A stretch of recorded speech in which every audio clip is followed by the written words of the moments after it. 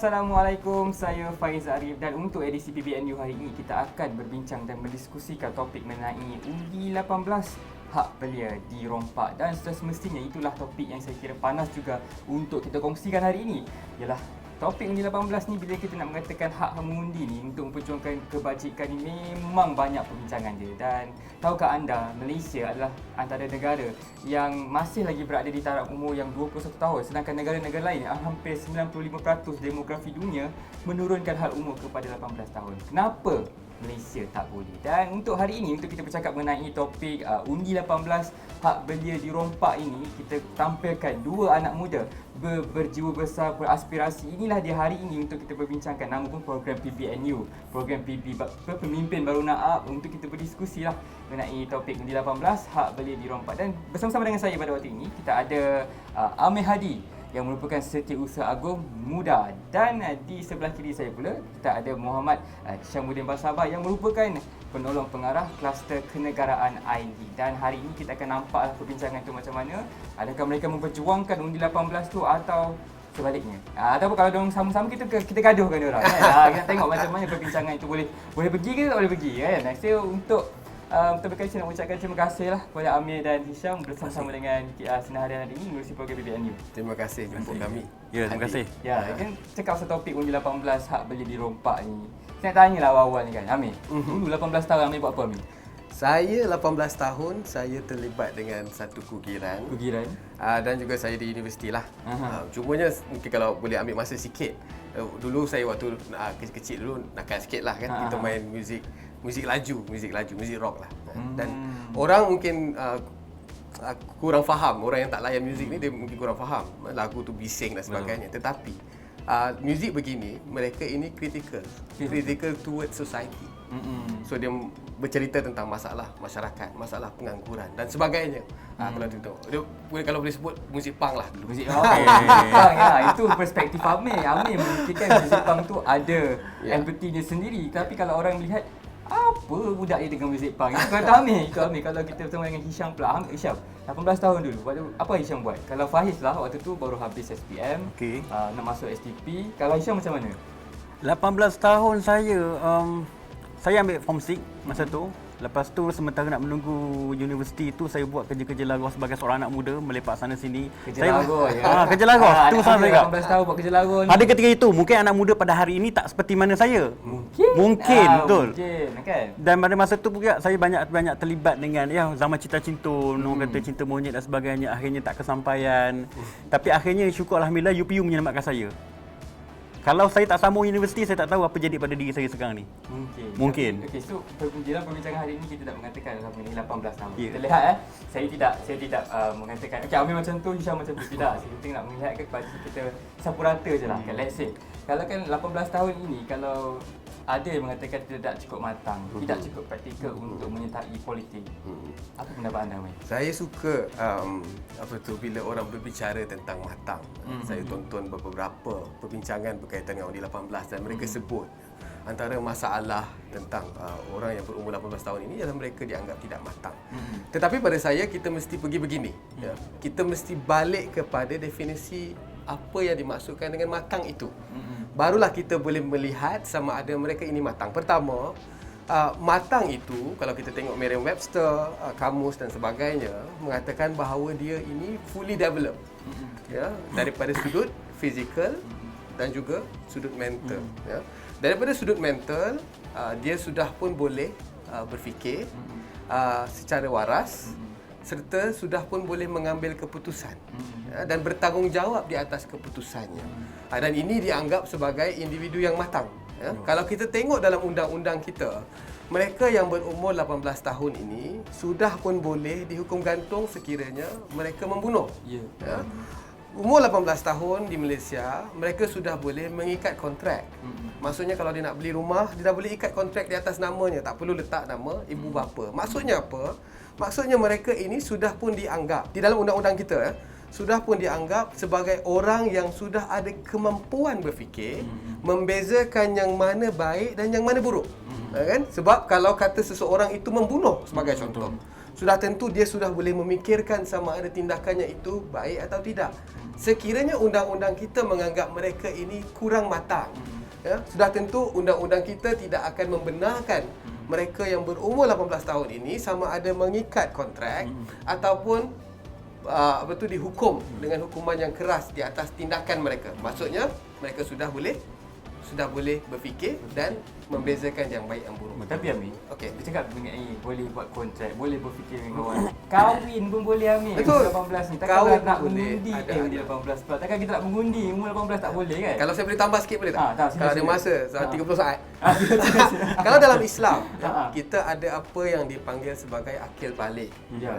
Dalam Islam, akil balik ini bermaksud orang yang juga fully develop daripada sudut fizikalnya dan juga daripada sudut mentalnya. Ya? Dalam Islam, akil balik ini berumur 9 ke 16 tahun. Ya. Kalau daripada sudut fizikal, lelakinya sudah pun dengan Sebab-sebab kelakian semua. sifat-sifat kelakiannya, berjanggut dan sebagainya, bulu dah tumbuh, perempuannya begitu. Daripada sudut pemikirannya ataupun mentalnya, orang yang dianggap akil balik ini sudah pun ditegakkan syariat ke atasnya. Maksudnya apa? Maksudnya Islam mengiktiraf mereka yang akil balik umur 9 ke 16 tahun sebagai sudah matang dan sudah pun ada kemampuan untuk menentukan yang baik dan salah. Bukan hanya undang-undang konvensional, tetapi juga Islam mengiktiraf. Kalau kita nak tengok daripada sudut terminologi, ini kita kata sebab itu bila orang kata tidak matang, kita tertanya-tanya daripada sudut mana mereka menganggap kematangan itu, bagaimana mereka mengukur kematangan seseorang. Macam saya sebut, kalau kata Islam 9 ke 16 tahun, kita ini macam disebut oleh saudara tadi, majoriti dunia sudah pun menurunkan had umur mengundi kepada 18 tahun. Malah negara-negara yang sudah apa yang kita panggil sebagai mature in democracy sudah pun mula berbincang tentang menurunkan ke 16 tahun. 16 tahun. Bukankah itu in line dengan Islam sebagai contoh agama kita, agama rasmi Malaysia, dan juga bukan saja sedang membincangkan menurunkan ke 16 tahun, malah sudah ada 12 negara yang sudah pun menurunkan umur ke 16 tahun. Itu sedikit. Jadi bila dah ada. Betul. Baik. Tak perjuangan mudah. Nampak? Branding baju dia mudah kan. Kalau saya di Fortnite pula lain. Okey Syam. Tadi kita dah lihat Amir mengatakan perjuangan kita dah cukup matang. Tapi kita sebenarnya Malaysia sendiri kita memerlukan suara anak muda dalam memperjuangkan politik ni sebenarnya. Tapi kenapa bila kita nak bercakap soal umur dia jadi lain. Inilah Amir, Hisham, saya nak tanyalah. Fake news dekat WhatsApp group tu. Siapa yang saya bagai? Umur 18 ke? Selalu orang tua-tua selalunya. Saya nak cakap, Hisham cakap. Balik-balik saya bagai nanti murah rezeki lah. Betul. Nampak siapa yang tak matang sekarang ni. Tapi bila Hisham sendiri melihat pada keadaan ni, relevannya di mana? Bila uji 18 ni tidak boleh dipraktikkan. Dia macam ni sebenarnya. Bila pertama sekali bila kita undi 18 ini mula diproklamasikan pada ketika 2019 tak silap saya. Pada ketika itu ramai mulut-mulut yang mengatakan tak boleh nak buat. Sebab saya faham dan saya yakin bahawasanya mereka ini melihat 18 tahun pada tahun 2020 ataupun 2021 sama seperti mana 18 tahun ketika umur dia tahun 2003, tahun 2000 ataupun tahun 1950-an. Yalah zaman-zaman Zaman-zaman itu, zaman-zaman Digimon, Digipad semua Oi, sebagainya. legend tu. Jadi tak boleh nak Media sama tak kan. ada. Social media tak Social ada. media tak ada. Kalau ada kan. pun MySpace kan? MySpace pun lewat Itu juga. pun lewat juga. Dia orang sibuk main game pula pada masa tu. Dengan Tetris lah kan? Ya. Jadi bagi pandangan mereka, mereka mentafsirkan zaman itu mengikut mana zaman mereka dahulu. Betul. Sebab Saidina Umar pernah mengatakan, jangan kamu didik anak kamu seperti mana zaman kamu, tetapi didiklah anak kamu seperti mana zaman dia. Artinya ibu bapa atau kita sendiri kena up to date. Betul. Kita kena melihat jauh ke hadapan. Maka saya faham stigma masyarakat pada ketika itu melihat 18 tahun ini tak matang dan sebagainya sebab melihat kepada sosiologi masyarakat dahulu kala yang dibawa hingga ke zaman ini. Yang pertama. Yang keduanya, mereka melihat banyaknya gejala-gejala. Dia kata ni budak-budak ni raver lah, budak-budak ni budak TikTok lah. Engkau benda ni pun kau tak boleh nak buat. Macam mana kau nak buat undi pilihan untuk negara? Betul. Kan? Dan ada setengah-setengah yang bertaraf profesor sendiri mengatakan pada ketika itu, jika mereka ini, anak-anak muda ini mengundi, maka pertambahan sehingga hampir 50%. Pada ketika tahun 2018 mungkin pada kita itu 14 juta Ya, betul. dan akan bertambah sehingga 22 juta, lebih kurang macam tu. Jadi ini akan menelan suara mereka, menelan mereka yang lebih senior di dalam membuat keputusan dan akhirnya mereka takut sekiranya anak-anak muda ini tersilap membuat pilihan. Dan kerana itulah. Jadi bagi pendapat saya, ini adalah satu perkara yang tidak adil sepatutnya. Di dalam sebuah negara demokrasi dan literasi politik dan demokrasi itu sendiri, undi tidak ada betul, tidak ada salah. Selagi mana kamu mengundi, memilih parti mana yang kamu inginkan, jadi itu adalah benar. Ini bukan kamu mengundi Pakatan Harapan, kamu benar. Mengundi Barisan Nasional, kamu salah. Ataupun sebaliknya. Bukan, tidak. Tetapi sejauh mana kamu faham tanggungjawab kamu sebagai seorang warga untuk menyumbang kamu punya suara itu di dalam peti undi. Jadi saya lihat itulah sebenarnya stigma masyarakat yang tak boleh nak menerima. Ya, termasuk juga saya pada ketika itu sebelum mendapat hidayah. Pernah berada di situ lah. Pernah berada di situ. Ni tak adil ni Amir. Dia pernah dekat sapu rata golongan Lampung dia apa? 18 tahun ni tak matang. Tak adil ni. Saya marah Tapi ni. alhamdulillah pada masa tu lepas tu saya dapat hidayah kan. Bila saya renung balik, okey fine, saya tersilap dalam mentafsirkan keadaan. Alhamdulillah hidayah tu Dan sampai. hidayah itu sampai. Jadi kalau katakan kita tak berikan peluang kepada anak-anak muda ni dengan lebih cepat, sampai bila? Sampai bila? Di Asia Tenggara ni kita dengan Singapura je yang Ya, masih lagi 21 betul, tahun. 1 tahun. Kita lupakan Singapura sebab mereka tak pernah bertukar rejim. Tapi kita dah bertukar rejim. Betul. Kalau rejim pun boleh bertukar, takkan 18 tahun pun kita tak boleh buat. Ya, itulah ya, Syam, Amir, at the end of the day, dinosaur pun akan jadi fosil. Betul. Jadi kita yang kecil-kecil ni tak lama lagi boleh jadi T-Rex kan, boleh jadi dinosaur besar-besar. Tapi bila peluang tak diberikan ni, kita akan menjadikan rasa macam apa something wrong somewhere kan, macam tak kena. Jadi Amir lah, kalau kita dah biasa dimomokkan pemuda harapan bangsa, pemudi tiang bangsa, tiang negara kan. Lepas tu belia aspirasi negara. Itu adakah sekadar macam omong kosong je kalau kita kata okey belia ni pemacu negara, belia ni mencorakkan politik baru tapi tak bagi pun undi 18. Apa komen anda? Saya rasa masalah paling besar yang ada pada masyarakat kita adalah ketidakpercayaan kepada pemuda kita sendiri. Kebolehupayaan untuk kita berfikir dan membuat keputusan ini tidak diberikan kepada orang muda. Mungkin juga daripada sudut budayanya begitu. Tetapi kita tengok secara jelas seperti yang telah pun disebutkan tadi, rasanya tidak adil untuk mengatakan sekian umur ke sekian umur ini tidak ada kemampuan untuk berfikir dan membuat keputusan mereka sendiri dan memilih mana-mana parti. Macam disebut saudara Syam tadi, betul, memilih mana-mana parti itu bukan satu kesalahan. Kalau ianya satu kesalahan, dah tentu dia akan bawa ke mahkamah. Tak boleh dibenarkan orang ini, mungkin dia terlibat dengan pengganas ke ataupun terlibat dengan gangsterisme ke dan sebagainya. Bagi buat negara satu parti je. Ya, Macam- betul. Ya. Dan satu perkara yang menyedihkan apabila kita masih lagi dimomokkan dalam keadaan dunia sekarang ini sedang bergerak laju, bergerak pantas dengan teknologinya dan sebagainya. Kita masih lagi ditakuk lama. Disebut saudara Hisham tadi, di Southeast Asia ini hanya Malaysia dan Singapura yang masih lagi tidak menurunkan had umur mengundi kepada 18 tahun. Kita jadi antara negara terakhir yang kalau kita tengok secara literalnya adalah negara yang tidak memiliki kepercayaan kepada orang muda kita sendiri. Dan itu satu yang menyedihkan pada kita. Sebenarnya itu banyak dia katakan dan dia bergerak juga seiring dengan pengalaman. Bila cakap dengan soal pengalaman. Bila pengalaman ni sangat sensitif. Kan nak minta kerja pun nak pengalaman. Ini kan nak masuk politik. Bila kita nak masuk politik, bila kita nak menentukan hala tuju politik negara tanpa pengalaman ataupun pengetahuan yang cakna tentang negara kita, kan, pengetahuan macam mana? Kalau let's say kita tengok contoh-contoh yang berada di social media. Ibu negeri pun tak tahu. Kan? Ibu negeri tak tahu jenama kereta negara pun tak tahu.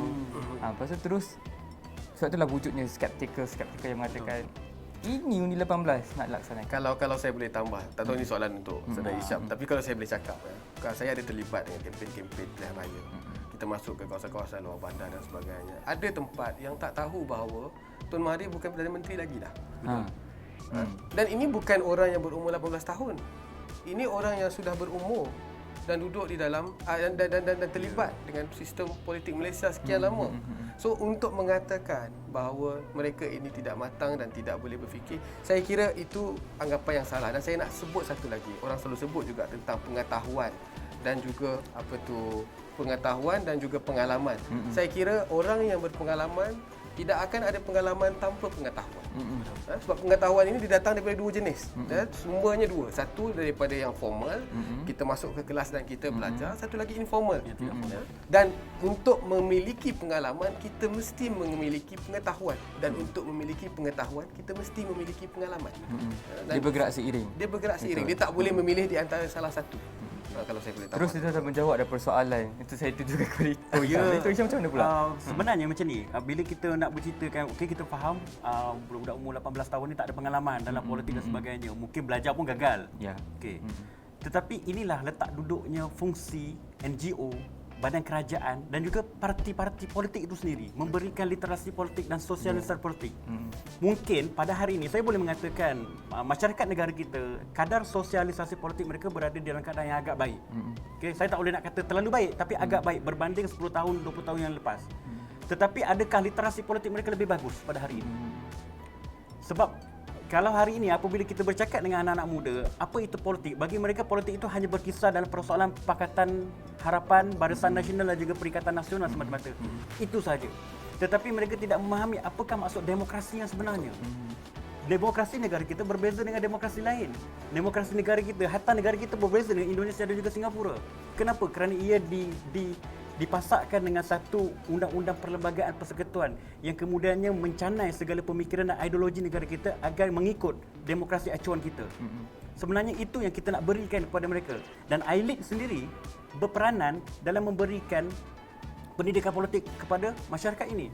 Kami ada sekolah rukun negara RNB, Rukun Negara at Belia. Dan dekat situ kita ada banyak program-program yang memberikan penekanan kepada sosialisasi politik. Bagaimana kaedah-kaedah mengundi dan sebagainya. Jadi tak adalah orang kata salah petak ataupun dua-dua petak dia tak ada. Dalam masa yang sama juga Majlis Belia Malaysia pun buat berkenaan sekolah politik. Itu adalah satu perkara yang baik. Tetapi sayangnya usaha-usaha ini kadang-kadang tidak disokong oleh NGO-NGO yang lain. Kalau kita inginkan perubahan, kita kena berubah.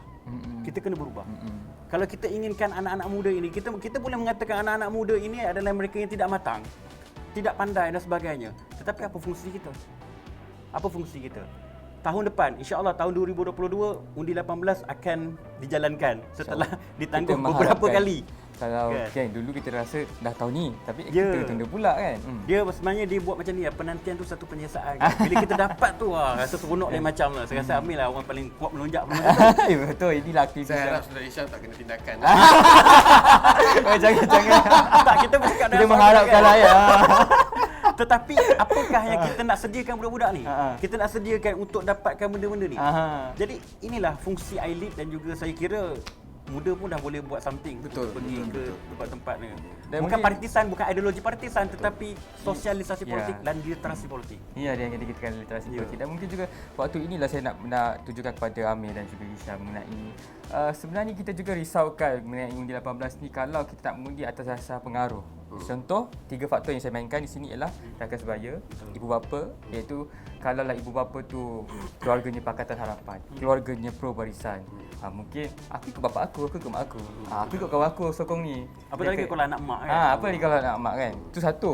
Satu lagi yang mungkin juga undi 18 ni tak boleh dilaksanakan, risau sebab anak muda rata-rata hari ini memperjuangkan macam manalah kita tengok bagaimana di social media tu kan. Itu risau. Apa pendapat Amir dan juga Hisham di minit-minit last ni? Secara umumnya saya boleh katakan anak muda pada hari ini dia tidak mempunyai satu ideologi yang khusus. Kita ideologi kadang ada ideologi nasionalis, ideologi anarkis dan sebagainya. Tetapi boleh saya simpulkan secara keseluruhan dia bukan kata pukul rata tau, tapi majoriti anak-anak muda pada hari ini mereka punya satu ideologi saja, pragmatism. Benda ni bagus untuk aku ambil. Betul. Benda ni tak bagus untuk aku tinggalkan. Tak bagus aku kutuk. Ya, dan itu adalah perkara-perkara yang saya pergi ke opportunis. Kita tak boleh nak katakan pragmatism ni tidak baik, tetapi sebenarnya dia boleh mengganggu gugat ketahanan sesebuah negara bangsa itu sendiri. Sebab politik ini adalah salah satu cara dan kaedah, tools untuk kita mencapai apa? Mencapai kebahagiaan ataupun mencapai kesatuan. ramai yang salah sangka bahawa politik ini adalah tujuan dan matlamat. Tetapi hakikatnya tidak, dia adalah tools. Dan sebagai tools dia harus digunakan dengan cara yang baik, secara idealistiknya lah. Walaupun realistiknya tidak berlaku seperti itu. Apa yang kita belajar dekat universiti sebenarnya berbeza dengan kaedah pelaksanaannya. Tetapi sekurang-kurangnya kita ada orang kata kitab yang boleh kita ikut. Itu yang perlu kita laksanakan. Itulah sekurang-kurangnya apa yang saya boleh orang kata. Kalau kita mula forum tadi di note yang begini, saya rasa kita mungkin akan berdebat. Ya, bagus lah. Kita lambat sangat. Tapi tak apa. Tahu yang salahkan saya melihat bagaimana Amir dan juga Hisham menyokong pendapat sebenarnya. Kita sambungkan tadi. Cuma sedikit saja saya rasa tidak boleh untuk kita pukul rata bahawa semua anak muda ini pragmatik. Tidak. Mungkin tidak. Tapi beginilah, saya nak cakap begini. Waktu undi 18 dicadangkan dan diluluskan, satu perkara yang saya sebut pada kawan-kawan adalah selain daripada tugas untuk meluluskan undi 18 di parlimen, satu tugas besar seperti yang disebut oleh orang ramai bahawa orang muda ini tidak ada kefahaman politik dan sebagainya. Satu tugas besar perlu diletakkan juga di bawah Kementerian Pendidikan. Supaya pendidikan politik kita sampai ke semua peringkat umur. Dan ini mesti dilakukan segera. Dan kita lihat sampai hari ini kita tak tahu apa Kementerian Pendidikan lakukan untuk membuat pendidikan civic dan pendidikan politik untuk orang muda. Betul disebut oleh ILIT, ada sekolah oleh MBM, ada program yang dibuat oleh ILIT, tapi itu tidak cukup. Kita boleh ambil macam contohnya, dan ini kajian antara yang dibuat oleh ILIT juga sebagai contoh di Australia. Mereka ada bentuk pendidikan politik yang bagus, pendidikan civic yang boleh menjadi contoh kepada kita dan kita boleh buat. Masalahnya sampai hari ini kita tak dengar apa yang ingin dibuat oleh pihak Kementerian Pendidikan. Mungkin sibuk dengan pandemik, kita faham, tetapi ini juga adalah satu perkara penting yang mesti kita beri penekanan kerana ini masa depan kita sebagai sebuah negara. Dan kalau boleh kita minta supaya dipercepatkan pendidikan, sebab orang selalu menyebut kata terutamanya mereka yang tak setuju dengan undi 18 lah kan, selalu menyebut kata mereka ini tidak ada kematangan politik, tidak ada sebagai isu dia. Itu isunya. Tetapi kalau kita tidak berbuat apa-apa, macam disebut oleh saudara Hisham, kita hanya duduk dan menunggu, dah tentu inilah alasan yang akan kita berikan 100 tahun akan datang pun alasan yang sama.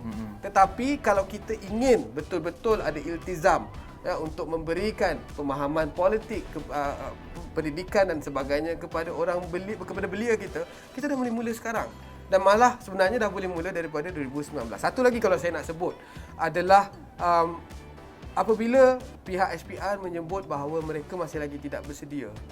Masalah besar yang ada pada kita ialah kita tak tahu di peringkat mana yang tidak bersedia itu. Sama ada mereka tidak bersedia daripada sudut sistemnya, teknikalnya dan bagaimana. Masalahnya tidak disebut. Kita tidak ada, saya mohon maaf cakap, saya kata integriti dalam menyampaikan perkara. Kalau kita ada integriti, kalau kita ada iltizam itu, kita maklumkan kita berada di peringkat ini, kita masih lagi memerlukan beberapa perkara untuk dibuat dan sebab itu kita tunda sehingga 2022. Tetapi kita tak dapat itu. Kita tak tahu apa sebenarnya masalah dan saya percaya macam disebut oleh saudara Hisham, maksudnya NGO-NGO di luar, badan-badan bukan kerajaan, parti-parti politik, individu-individu, ahli-ahli akademia, semuanya bersedia untuk membantu pihak SPR mempercepatkan proses untuk menurunkan had umur mengundi dan juga memberikan peluang kepada 7.8 million penambahan automatic voters registration itu kepada orang rakyat Malaysia untuk mengundi. Dan saya nak tambah satu lagi, apabila diumumkan 2019 sehingga tahun ini ada hampir 3 juta atau lebih orang muda yang berumur 21 tahun dah tahun ini yang tidak daftar mengundi kerana menunggu undi 18 itu. So ini perkara-perkara yang kita rasa mesti kita lihat pendidikannya. Mesti dibuat segera. Kita punya modul pelajaran civic mesti kita perkemaskan dan memastikan orang muda kita ada. Baiklah, Amir dan Hisham, perbincangan ini makin lama makin panas pula. Saya tak tahu apa, tapi masa dah mencubit kita. Mungkin di saat-saat akhir ini ataupun di pusingan terakhir, kalau boleh minta ringkas mengenai, kita nak hapuskan ni statement pengundi mentah akan pilih kerajaan mentah. Kedua-duanya, komen anda. Ringkas. Kalau saya boleh secara ringkas saja, saya rasa kita perlu meletakkan kepercayaan kepada orang muda kita. kita ada orang muda yang ada pandangan yang macam disebut oleh Hisham, yang berbeza daripada 10 tahun yang kebelakangan. Jadi ini masa yang sesuai untuk kita menguji, untuk tempoh masa yang panjang. Politik kita adalah politik demografi. Betul. Dan politik demografi ini dibawa oleh mereka yang berfikiran lama. Dan orang-orang muda, orang-orang yang baru ini, mereka ada pemikiran yang lain kalau disebut kalau kita social media. Mereka lebih terbuka untuk berbincang tentang pelbagai perkara. Dan saya rasa kalau kita menyekat orang muda kita dan kita tidak memberikan kepercayaan kepada orang muda kita, bermaksud juga kita tidak percaya bahawa kita boleh bergerak ke hadapan dan menjadi sebuah negara bangsa yang mature in demokrasi dan develop in term of economy. Itu Amir, Hisham macam mana? Dia sebenarnya bila kita cerita berkenaan dengan ni pertentangan, dia sebenarnya setiap zaman akan berlakunya pertentangan di antara kaum muda dan kaum tua. Itu standard. Betul. Daripada dulu sampai sekarang, orang tua kata dia lebih tahu dan sebagainya. Dia termakan garam, dia lah paling hebat. Orang muda mengatakan dia adalah ilmu, dia dapat ilmu yang lebih banyak. Jadi pertentangan ini sentiasa berlaku sehinggalah pada hari ini. Okey, dan ini adalah zaman kita selalu mengatakan dekad ini dekad kita. Dekad ini adalah dekad muda. Tetapi orang tu pula kata bahawa sebenarnya engkau tak akan berjaya kalau tanpa daripada guide aku kena guide engkau. Baru engkau boleh pergi ke depan. Dan sebenarnya kalau kita nak menyalahkan orang tua sebanyak-banyak pun tak boleh. Sebab kita tak akan berada di sini tanpa mereka. Dan dasar-dasar yang bagus pada hari ini, yang dijalankan pada hari ini khas untuk kita sebenarnya dilaksanakan oleh orang tua dulu. Jadi apa yang perlu kita laksanakan pada hari ini, golongan belia nak tak nak, mahu tidak mahu, dia perlu berdiri di atas 5 paksi utama. Yang pertamanya spiritual. Kuatkan dalaman mereka, spiritual mereka, agama mereka sebagai fundamental dalam pemikiran mereka. Yang keduanya adalah intellectualism, belajar, hebatkan dari segi pemikiran dan juga pendidikan. Apabila mempunyai kedua-dua tu, maka tercenalah idealism. Idealism tu memang kena idealism yang berpaksikan kepada reality, yang reality, bukan hanya sebagai semata-mata idea yang utopia semata-mata. Yang seterusnya kita boleh kaitkan dengan berkenaan dengan aktivism. Amir adalah salah seorang aktivism. Kenapa? Aktivis. Kenapa? Sebab dia telah dicanai dengan idealism dan juga mungkin spiritual dan intelektualnya. Jadi inilah satu cara untuk dia menterjemahkan rasa steam dia tu. Jadi aktivism itu adalah salah satu cara. Dan apabila mendapat segalanya, maka pergilah ke arah global. Majukanlah negara kita mengikut acuan apa yang kita inginkan. Dan iLeague sendiri, kami telah bersedia pada bila-bila masa. Even esok sekalipun nak buat undi 18 pun kami dah bersedia. Kerana itulah tugas kami pada asalnya. Dan kami akan sentiasa memberikan penerangan pendidikan politik kepada masyarakat. Bukan sahaja golongan muda tetapi masyarakat secara keseluruhannya. Dan Amir, dengan harapan pada masa akan datang tidak ada lagi menteri yang apabila gaji rendah dia kata bersyukur. Ya, itu apabila cukup. harga ayam tinggi dia kata beli daging. Kita harap tidak ada. Itu bukan saya cakap, tu Amir cakap. Akan tengok komen. Itu saja antara isu-isu kebangsaan yang kita kena dalam topik hari ini mengenai undi 18, hak belia dirompak. Dan seperti yang dia katakan awal tadi, at the end of the day, si dinosaur akan jadi fosil. Dan kita yang si anak-anak dinosaur ni akan membesar, akan memacu negara ke sebuah peradaban yang baru juga. Dan kita harap jugalah undi 18 ini kalau boleh dilaksanakanlah dengan segeranya, sebab kita tak nak biarkan terlalu lama. Kan nanti kan kita golongan muda ni lutut ni akan lemah juga nanti. Betul. Kita pun akan jadi fosil juga. Lepas tu benda macam lah. So kalau tak dilaksanakan, macam adalah satu kerugian buat Malaysia sendiri. Sedangkan negara lain pun macam saya cakap tadi dah pun menurunkan umur 18 tahun, ada yang turun 16 tahun. Dan kita lihat semua itu adalah satu progres yang sangat baik, cukup baik. Dan Malaysia sepatutnya sambut baik juga perkara-perkara seperti itu. Dan itu saja untuk hari ini di PBNU untuk edisi hak undi 18 hak belia dirompak bersama-sama dengan saya. Terima kasih kepada Amir dan juga Hisham di atas perkongsian itu. Saya harapkan lepas ini jangan bergaduh lagi. Sambungkan mungkin ada apa session nak cakap. Tadi itu berlakon-berlakon kan, itu urusan lain. Cuma jangan Amir jangan jangan hantar kat Twitter pula kan. Dan itulah saja untuk hari ini. Sekian saja saya Faizal mengundurkan diri. Assalamualaikum. Salam hormat.